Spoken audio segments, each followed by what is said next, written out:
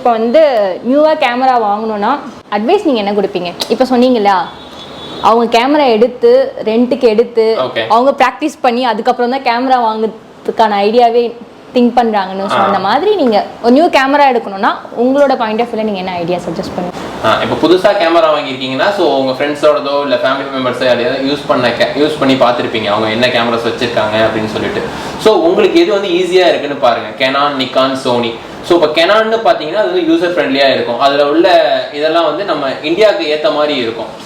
அதில் உள்ள செட்டிங்ஸோ எல்லாமே வந்து ஈஸியாக உங்களால் அதை ஐடென்டிஃபை பண்ண முடியும். இப்போ ஒரு இது இருக்குன்னா அதோட டிஸ்பிளேவே பார்த்தீங்கன்னா உங்களுக்கு ரொம்ப ஃபெமிலியராக தெரியும். இப்போ அதுவே சோனின்னு போனீங்கன்னா அதோட செட்டிங்ஸ்லாம் வந்து சப் கேட்டகரி மாதிரி சின்னதாக இருக்கும். ஸோ அது வந்து உங்களுக்கு பார்த்தாலே வந்து என்னடா கேமராவில் இவ்வளோ இருக்குது அப்படிங்கிற மாதிரி உங்களுக்கு இதாகிடும்.